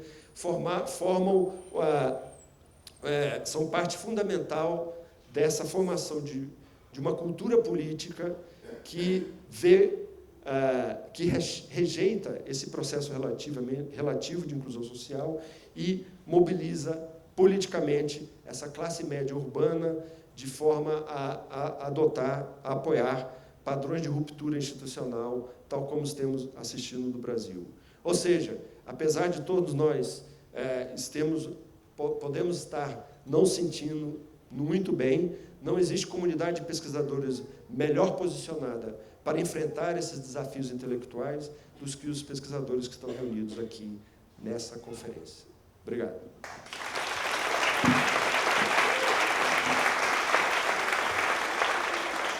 Obrigado, professor Mauro Porto. Um prazer também tê-lo aqui conosco. Professor Wilson Gomes. Ok, boa noite. Começar agradecendo os que me convidaram aqui para essa mesa, Luciane, Sivaldo, todos os outros que colaboraram na organização desse evento, e Arthur. E cumprimentar a mesa, meu queridíssimo Mauro Porto, que fez a conferência de abertura do primeiro Compolítica em Salvador, e Flavinha, que há muito tempo não via, de quem eu estava com muita saudade. Assim, eu tinha um título para essa palestra e mudei por causa de Mauro Porto. O título antigo chamava A Nova Mudança Estrutural da Esfera Pública, e o novo título se chama O Mundo Acabou, a Democracia vai mal das pernas, mas a comunicação política vai muito bem, obrigado. E com isso eu enfrento, na verdade, toco no tema que apresentaram aqui, porque eu acho que o Mauro Porto não quis dizer que a comunicação política vai mal, quer dizer que os pesquisadores de comunicação política não desenvolveram modelos analíticos suficientemente sólidos para prever o inverno que vinha. Aliás, é inútil prever o inverno, porque ninguém consegue prever o dragão que vai vir depois, né? Mas, de qualquer maneira, os modelos... Por outro lado, eu acho que... Não sei se concordo com isso, naturalmente. Não, eu até acho que discordo disso. Eu acho que a gente esteve em melhor posição do que a maior parte dos cientistas sociais para desenvolver modelos que explicavam, dizendo vai dar ruim, né? E por que vai dar ruim e quais são os elementos que levavam, né, pareciam indicar que ia dar muito ruim. Eu acho que o primeiro... Quem estudava outras coisas em ciência política, instituições políticas, etc., pôde ver menos facilmente que quem via a comunicação política, porque enquanto uns estudam instituições, a gente estuda justamente a aparência das coisas, né? A casca dos fenômenos, certo? As disputas retóricas, as disputas por interpretação dos fenômenos na esfera pública, né? E as representações, né? Sobre tudo isso, as representações que as pessoas dividiam e compartilhavam em ambientes de comunicação e que, na verdade, foi o que decidiu a eleição. A eleição foi decidida por representações. Aliás, temos um governo que governa também por representações, né? Não há política efetiva, não há realidade, não há nem economia, né, que prometeram. Nem economia. Prova hoje, os dados de hoje, não tem economia, só tem representações. E nós estudamos exatamente isso. Como nós somos superficiais, estudamos só a superfície das coisas, é justamente quem, na minha opinião, foi mais capaz, dentre as ciências sociais, de prever a avalanche que vinha e o que está acontecendo. Eu tenho a impressão que foi mais por aí. E aí eu encaixo aqui com o meu tema, que, assim, eu acho que o mais curioso para pensar as eleições de 2018, do ponto de vista da comunicação política, na minha opinião, é pensar que surgiu uma nova estrutura da esfera pública, uma nova mudança estrutural. É assim, rapidinho, porque não vai dar tempo, obviamente, no tempo que eu tenho, de falar sobre isso. Pretendo desenvolver esse argumento depois. Quer dizer, quando o Habermas escreve Mudança Estrutural na Esfera Pública, que é a tese de habilitação dele, no início dos anos 60, mais ou menos no ano que eu nascia, portanto, já bem velha, o ambiente fundamental da comunicação política era a imprensa. E é todo pensado assim, ele estava assustado com a imprensa, o que a imprensa podia fazer. Era horrível, a imprensa, que saudade, né, da imprensa. Mas a imprensa dominava tudo, ia acabar com tudo, engenharia do consentimento, etc, né, e manipulação do negócio, certo? Aí disse, tá bom, a imprensa é ruim e tal, no início dos anos 60, isso 62, por aí, que era o problema, né? Quando eu começo a estudar comunicação política, que os mais velhinhos, como Afonso, devem lembrar, e o próprio Mauro é estudante, né? Mas no final dos anos 80, ali, no início dos anos 90, Mauro, você lembra que aí nós acompanhamos a primeira geração, assim, não a primeira, mas a segunda geração de pesquisadores de comunicação política no Brasil, estudou a entrada da televisão. Quando a gente começa, era um mundo centrado na televisão. Lembra? Então, Vinícius desenvolveu aquele modelo que passava por telenovela, outros estudavam a espetacularização da política, a Milena deve lembrar disso. Então, a nossa preocupação, o Afonso estudava o horário gratuito de propaganda eleitoral, que era sem desafiante, não havia desafiante. Começava o horário de propaganda eleitoral, ali a eleição, o jogo eleitoral se decidia. Então, as eleições, pelo menos essa parte da comunicação política, a comunicação eleitoral, ela se decidia centrada na TV. Nos anos 90, nos anos 2000, ainda foi assim. Lá pela metade dos anos 90, a gente começou a falar de internet e tal, mas ninguém prestava atenção na gente porque era só televisão. Depois, nos anos 2000, lá, na época da eleição de Barack Obama, vamos ter uma novidade aqui, né? Alguém usou chamados, na época chamava sites de relacionamento, alguém deve lembrar desse nome, depois redes sociais, né? Para poder ganhar a eleição, articulando grupos e usando todas as ferramentas possíveis, né? Como de palavras no busca paga, no Google, e todos os reconhecimentos possíveis. Bom, temos aí, enfim, tem uma coisa chamada campanha digital, tem uma novidade no ar, etc. A gente pensava que a campanha de Barack Obama fosse replicada, não foi replicada nem sequer por Barack Obama, né? Depois não mais funcionou. E passamos anos todos, desde a eleição de Barack Obama, esperando que houvesse uma mudança, assim, um cavalo de pau, uma conversão para o mundo digital, porque a sociedade toda estava digitalizando, aceleradamente digitalizando a vida. Não é simplesmente, né, o Mauro fala, estudar o meio de comunicação. Acabou o meio de comunicação, né? Nesse ambiente não há meio de comunicação. O WhatsApp não é meio de comunicação, não. Nós vivemos no WhatsApp, nós vivemos dentro do meio, né? São ambientes de comunicação, ambientes digitais, e não só são ambientes digitais, assim, são ambientes sociais, onde você distribui não apenas informação, você distribui afeto, reconhecimento, identidade. E aí, daqui a pouco chegarei ao meu ponto sobre o fato de que a direita, a extrema-direita atualmente é identitária. Você distribui tudo isso, um sistema de recompensa ali. Então, a pessoa encontra uma identidade também em ambientes digitais. Então, nós estamos vendo, a sociedade vai nessa direção, através de coisas que a gente foi apontando durante o tempo, né? O estado de hiperconexão, todo mundo agora está hiperconectado, ninguém mais precisa entrar na internet, não existe mais isso, não existe mais um mundo virtual, como se dizia antigamente, ao lado do mundo digital, não tem esse negócio de internauta, essa coisa de velho. As pessoas vivem a sua vida e têm saídas digitais o tempo todo, e a passagem entre um e outro não existe. Nós estamos aqui, estamos nos alhures também ao mesmo tempo, etc. Essa é a condição da vida, mas a comunicação política, sobretudo a comunicação política estratégica de campanha, era centrada na TV. Há pouco tempo, inclusive, o Apple estava numa mesa com o pessoal que faz campanha de política e falava assim, por que a campanha digital não pegou no Brasil? Ele disse, porque todo mundo é velho. Isso foi o Labareda que me disse, né?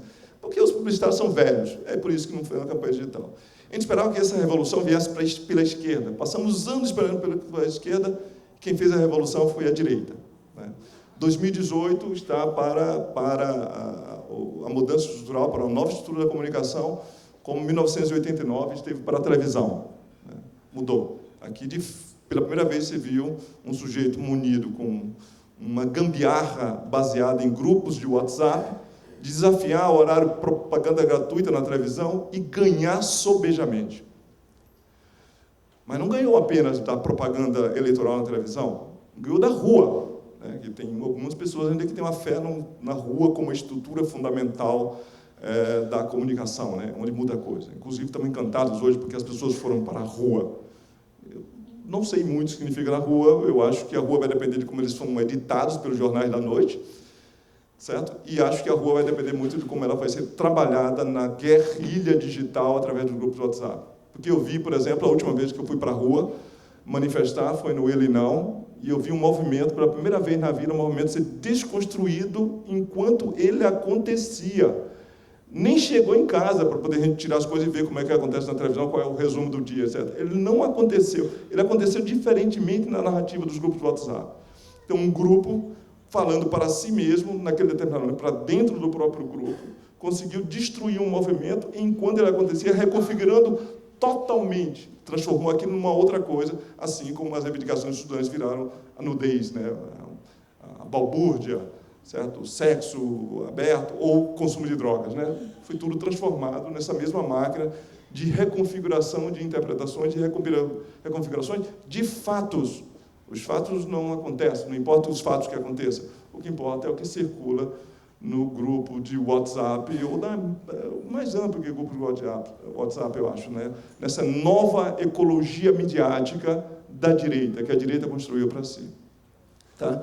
Então, 89 foi esse, 2018 é esse momento que nós estamos vindo aqui, um novo 1989. Aliás, é muito semelhante a 1989 em muitas coisas, inclusive na antipolítica, como sentimento dominante, né? Há muitas características. Num alpinista social que de repente aparece, ganha eleição, navegando, justamente surfando nesse desprezo à política, nesse ódio à política em geral, né? Sem contar em outras coisas que, naturalmente, não dá tempo aqui. Eu acho que o lavajatismo foi importante, o antipetismo foi extremamente importante, todo fenômeno da área da representação, não apenas da área dos fatos. O lavajatismo é mais do que lava-jato. É um modo de ver o mundo, de representar o mundo, sistema de valores, etc. Assim como o antipetismo é uma convicção também bastante compartilhada. Então, você pode dizer que foi a classe média, eu digo que foi um antipetista, e o antipetista foi principalmente a classe média, mas não foi só a classe média. Foi disseminado de cima e embaixo. As pesquisas eleitorais, nas vésperas das eleições, dizia que a decisão de voto estava colocada aí. E se havia algum limite ali, que era o voto feminino, que iria salvar, as mulheres iriam nos salvar naquela eleição, a partir do Ele não, as mulheres deixaram de nos salvar na eleição, porque eles conseguiram usar o Ele não para falar com as mulheres dos grupos conservadores, sobretudo os pentecostais, e trazê-las para o outro lado. Então, foi uma dessas coisas que acontece aqui, que foi muito importante. Então, perdemos na rua, perdemos na mídia, perdemos no jornalismo, perdemos em tudo. Né? Perdemos, eu estou falando do ponto de vista, não quer dizer que vocês sejam do meu ponto de vista, da minha perspectiva, etc. Né? Não é obrigatório. Tá? Com relação a isso, então, eu acho que essas mudanças todas, a digitalização da vida, a hiperconexão, né, a nova mediação digital, porque fala muito de desintermediação, mas Bolsonaro, assim como o Trump, produz uma extrema desintermediação, é fato isso, mas é uma desintermediação acompanhada ao mesmo tempo de uma remediação. Há uma outra forma de mediação que acontece, que é essa mediação digital. Em alguns casos, é mediação algorítmica mesmo. Né? O algoritmo faz a mediação em mídias que podem ser organizadas dessa maneira, mas o WhatsApp não. Né? Então, nós temos aí uma modificação. Temos mudança enorme nesses anos, né? Quando as pessoas usavam a internet como acessório, chamava ainda a internet. Quando o cara fala a internet, você já sabe a idade dele, né?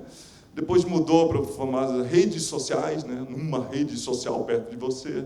Né? Agora nós estamos na fase de essa eleição foi decidida pelas redes sociais. Não, essa eleição foi decidida por mídias digitais, que é uma outra coisa que foi o que de fato mudou o jogo. Um aplicativo de mídia instantânea e de comunicação instantânea que mudou o jogo, não tem nada a ver com redes sociais, é uma outra coisa. Tá? Um outro elemento fundamental que faz parte dessa ecologia nova é o fato de ser dispositivos móveis, né? O fato de encontrar um modo de comunicação que, de uma maneira, passasse dos filtros, digamos assim, da exposição seletiva, porque o WhatsApp tem uma exposição inadvertida, de alguma maneira a informação chega até você, todo mundo vai ter um tio bolsomínio que vai chegar até você, vai infiltrar, etc., ou muitos tios bolsomínios, né, que vai chegar a informação. Então, quanto tempo tem? Tempo a beça. Então, houve essa modificação, quer dizer, houve uma série de modificações na própria estrutura da esfera pública, portanto, na esfera onde se comunica a política, se produz informação, né, ou desinformação, né, ou a informação que interessa, na esfera em que as pessoas disputam interpretação de fatos acontecendo, não só acontecidos, né, até os fatos que vão acontecer, na esfera em que as pessoas tomam decisões sobre, por exemplo, a nova direita é um vitimismo, claramente é um vitimismo. O discurso vitimista precisa de ter inimigos. Então, por exemplo, a enorme operação brasileira que foi feita em 2018 de transformar, pela primeira vez eu vi isso, uma maioria em minoria na representação. Então, nós somos uma minoria de heterossexuais cercado por homossexuais por todos os lados. Se a gente não vigiar, daqui a pouco todos nós viraremos homossexuais. Não é isso? Somos uma minoria de mulheres de bem cercadas de feministas por todos os lados, que tentam inocular uma doença chamada ideologia de gênero, que faz as meninas discutirem os papéis femininos na família, né, ou na sociedade. Então é isso, você conseguir uma operação ideológica de transformar maiorias em minorias e vender isso. Quer dizer, as maiorias vivem como minoria, discursam como minoria, constroem uma retórica de minoria, porque tem a possibilidade de ter uma nova esfera pública, né, estruturada de maneira tal em que isso era possível, em que isso foi possível. Claro, aí vem a segunda parte. Não apenas uma mudança estrutural na esfera pública explica porque chegou a noite, chegou o inverno, e porque chegaram os dragões depois, né? Precisa mais do que isso para poder explicar. Então, eu acho que não se explica o modo como foi usado, a estrutura estava disponível, mas quem usou foi a direita, e usou com sucesso. Não sei se diz que um grupo de esquerda poderia usá-lo dessa maneira. Eu fico imaginando até que uma falta de escrúpulo é essencialmente necessária para se manipular grupo de WhatsApp dessa maneira, do modo que foi usado. Mas o que pode ser usado para o mal, pode ser usado para o bem, o que pode ser usado contra a democracia, pode ser usado para a democracia também. Essa é a nossa crença fundamental. Mas tem uma coisa que eu acho que é o fenômeno maior, que vai explicar isso aqui, que vem por trás, que é o problema do movimento da direita conservadora, que é mundial, né? Antes de ganhar a eleição no Brasil, já tinha vencido no Brexit, né? Já tinha vencido na eleição de Trump, né? Claro, no Trump e no Brexit teve mais dinheiro, teve mais analítica de Big Data, né, que foi usado. Então, a vitória ali foi dos algoritmos, dos bots, certo? E da analítica de grandes dados. Mas aqui, no caso da eleição brasileira, foi mídia digital. Aprender a usar, encontrar um meio de passar o filtro do jornalismo, né, de superar o filtro do jornalismo e poder falar diretamente com o grupo ao qual você evangelizava, pedagogicamente. E não só, você reconstruía os fatos, e você repetia essa reconstrução dos fatos, etc. Meus amigos, todos lá do tênis, são pessoas muito inteligentes. São todas pessoas bem-sucedidas na vida. E todas elas acreditam que na universidade se está desperdiçando dinheiro público, porque as teses são sobre coisas, aberrações, não deveriam ter. Não deveria gastar dinheiro público nisso. Ou lá tem nudez e espetáculos demais. De onde vem isso? Nem se pode dizer que não, isso é porque veio dos pobres, precisa de escolarização. Porque o grupo de WhatsApp prospera enormemente, grupos de médicos e grupos de advogados no Brasil, né? Área de justiça por aí. Então, a coisa é mais complicada do que isso. Mais importante que isso é só uma coisa que eu acho que devo dizer para finalizar o negócio. Eu acho que houve, dentro do movimento conservador de direita, a coisa que garantiu o sucesso através dessa mídia horizontal, que foi, digamos assim, essa indução. Fabrício gosta de chamar isso de crise epistêmica. Eu acho que é uma indução mal intencionada do ceticismo, que consiste basicamente em desqualificar, né, do ponto de vista das nossas crenças, todo o sistema de gatekeeping social, né, todas as instâncias da objetividade, todas as instâncias que arbitram sobre fatos, todas, não sobra uma.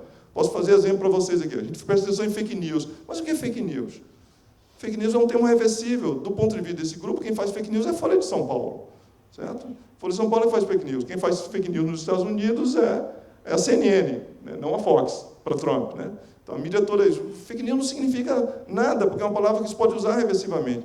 Por que ele é usado reversamente? Porque, afinal de contas, se tratava de atacar a credibilidade da imprensa. A imprensa é o primeiro alvo que precisava ser destruído. A direita, a esquerda, naturalmente, contribui enormemente para isso. Mas o pressuposto básico é que não se crê na imprensa. Absolutamente. Diz, não, vai depender do que a Globo fizer, o Jornal Nacional fizer com a cobertura desse evento. Gente, a certeza que eu tenho hoje é que esse pessoal não vê Jornal Nacional. O pessoal vê grupo do WhatsApp. Eles dependem disso. A primeira coisa que eles fizeram foi suspender a crença no Jornal Nacional. Suspender a crença em todos os meios de comunicação. Isso acontece nos Estados Unidos, isso acontece no Brasil, isso aconteceu no Reino Unido, e nós vamos ver na replicação. Na Itália, que é o que eu acompanho mais perto, que aconteceu o mesmo fenômeno, é exatamente a mesma coisa. Fake news é a news provocada pelos outros, sobretudo pela imprensa. O que mais foi atacado? A ciência, né? Vírus produz autismo, foi um máximo disso aqui, né? A ideia de vírus, a vacina, desculpa, vacina produz autismo, não há aquecimento global. Então, você precisa atacar a ciência, atacar os intelectuais. Claro, você precisa fazer de sumir os intelectuais com autoridade. No Brasil, até o STF, né? Uma instância de mediação e julgamento do fato, o STF faz parte da campanha de desqualificação. Ou seja, todas as instâncias que lidam com fatos precisavam ser desqualificadas. Isso era fundamental. Qual é o pressuposto? Por que precisava ser desqualificada? Porque o pressuposto é de que eles estavam todas infiltradas por comunistas, aí vai depender do lugar onde você está, por comunistas, por petistas, por gente de esquerda, por feminazi, por gaysista, né? Por tudo aquilo que a gente acredita do universo liberal, que é bom. Isso tudo infiltra, isso tudo compromete. Então, na verdade, está perdido. Nada, a STF não presta, a mídia não presta, o jornalismo não presta, os professores não prestam, a universidade não presta. Em quem você deve acreditar? E aí é para se destruir, não precisa destruir, para construir uma coisa no escombro. O que é que se construi no escombro? É aquilo que eu chamo de epistemologia tribal, que consiste basicamente em dizer, olha, a verdade é aquilo que é interesse da nossa tribo. Então, nós temos os nossos intelectuais, nós temos os nossos filósofos, Olavão, certo? Nós temos a nossa própria mídia, o antagonista e todo o sistema de produção de informação no WhatsApp. A celebração é isso. Não precisamos mais da mídia, porque nós já temos os grupos do WhatsApp. Nós já temos o antagonista. Então, já temos uma ecologia midiática de direita, nós temos intelectuais de direita, nós temos cientistas de direita. Em breve teremos universidade de direito, mas tudo isso foi substituído. Tudo faz parte do mesmo rolo compressor de aniquilação. Então, dizer, não, que bom que estão criticando a mídia, mas não chegaram nos professores. Chegaram nos professores. Que bom que chegaram, mas no STF não. Chegaram no STF. Não há nada, não há nenhuma instância que possa servir de contenção para isso. Isso faz parte de um movimento global da direita. Do movimento de direita. Não, fake news é uma invenção da esquerda, usa igual. Não usa igual. Não usa igual. Senão teriam eles ganhado a eleição. Certo? Não usa igual. Não usou, não foi capaz de fazer isso porque tem um pressuposto básico para isso. E aí foi a construção da outra coisa, da verdade tribal, da verdade que interessa. Isso só funciona, tá certo? Isso só funciona porque, afinal de contas, a esquerda tem uma característica básica, na minha opinião. Ela é identitária. Essa nova direita, a esquerda não, desculpa, a direita, a nova direita é identitária. Ela distribui identidade, ela distribui identificação, ela distribui a posição das pessoas no mundo. Pode não ser todos, né? Eu defendo a hipótese, não sei se Mauro concorda, de que o bolsonarismo ganhou a eleição abrigado aí no cavalo de Troia do antipetismo. Havia um antipetismo, o bolsonarismo não ganharia uma eleição sozinho. Ganhou porque estava abrigado no antipetismo, nem todo mundo que era antipetista era bolsonarista, e tem aí uns 30% que são do hardcore bolsonarista, como nós sabemos, e são essas pessoas para as quais a mídia, não importa o que diga, não importa qual seja a manifestação, não importa o que aconteça dos fatos na realidade, não importa nada. O importante é que nós produzimos comunicação para nós mesmos. Bom, é isso basicamente que eu quero falar com essa nova mudança estrutural, uma nova mudança estrutural na esfera pública e por que isso nos levou até esse ponto. Muito obrigado.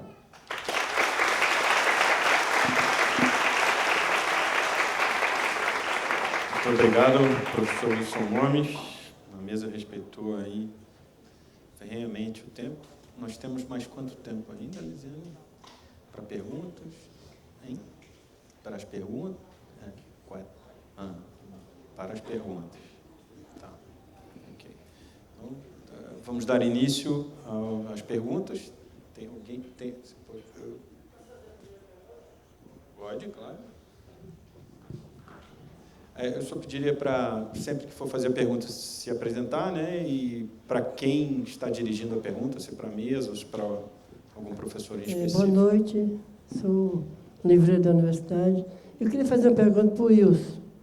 Eu queria citar a McLuhan, a aldeia global, você estava falando, e como lidar essa guerra cibernética, como ele foi importante ao pensamento do McLuhan hoje, e como é que se dá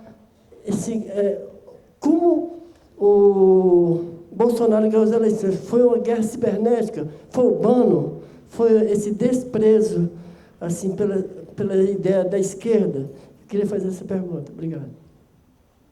Talvez a gente possa recolher 3 perguntas, né? Para funcionar mais rapidamente. Mais alguma questão?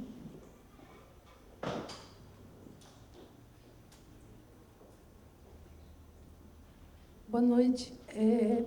A minha pergunta é um pouco assim sobre o que está acontecendo agora, né? Eu acompanhei aqui hoje pela manhã a manifestação e acompanhei durante o dia nas redes sociais a repercussão e nos outros estados do Brasil. E eu percebi, claro que é muito cedo para isso, mas não me pareceu aquelas manifestações de 2016, né? Tinha a gente via várias cores ali presentes. Então, será que a gente não está, com essa questão da educação, né, entrando num ponto em que a gente encontra uma quebra na polarização que existe hoje na política brasileira? A sua pergunta é dirigida para a mesa ou para algum professor? Para a mesa.